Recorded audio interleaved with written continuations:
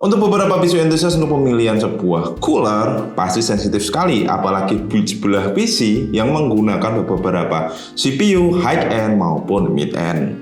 Jadi untuk video kita kali ini, kita kedatangan sebuah cooler dari Paradox Gaming, yaitu Paradox Gaming Elixir 360. Elixir 360 memiliki dua varian warna putih dan warna hitam. Ini merupakan sebuah gebrakan terbaru dari Paradox Gaming yang sebelumnya hanya mengeluarkan beberapa line up seperti casing, thermal base, fan, dan heatsink pasif saja, serta SSD. Di paket pembelian Elixir, menurut saya nggak ada yang spesial sih, walaupun di dalamnya nggak ada telur. Yang bikin saya menarik, fan-nya itu sudah terpasang dari factory-nya. Untuk beberapa aksesoris Elixir meliputi beberapa bracket dari bracket Intel yang support dari 11.5X, 1700, 1851, 1366, 2011, dan 2066. Sedangkan untuk AMD, dia support AM4 dan AM5. Dia memiliki radiator dengan dimensi 394 mm x 120 mm x 27 mm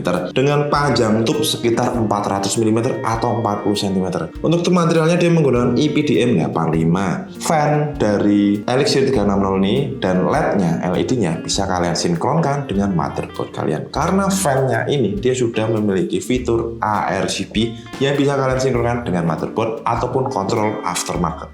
Memiliki speed fan 800 sampai 1800 rpm dan LED-nya tipe ARGB 3 pin, airflow-nya sebesar 76,5 CFM kurang lebih 10% dengan noise 36,5 dBA dan menggunakan bearing tipenya hydraulic bearing.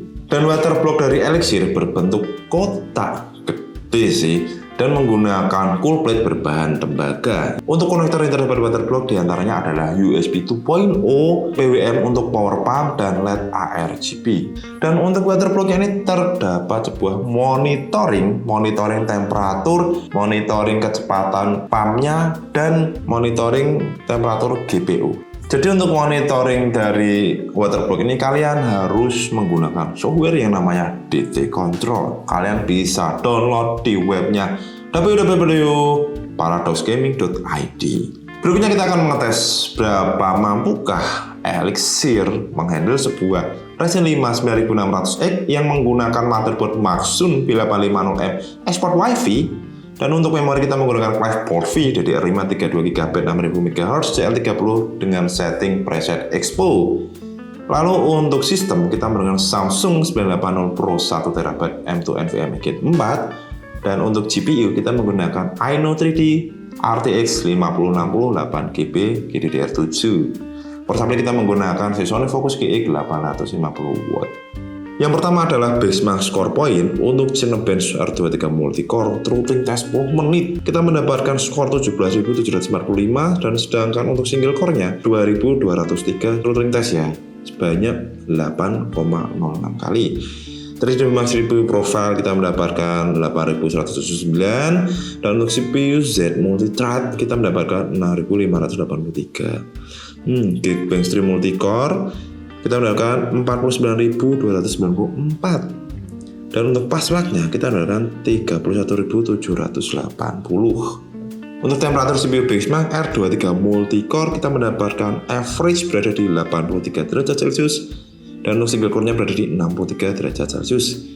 Lalu untuk 3D Max CPU Profile mendapatkan 64 derajat Celcius untuk average dan untuk Geekbench 3 dan passmark sekitar 59 dan 57 derajat Celcius. Core clock yang kita dapatkan average rata-rata di 5,3 dan paling rendah itu berada di CPU Z di 4,9. Untuk power konsumsi CPU benchmark paling tinggi dipegang oleh R23 Multicore.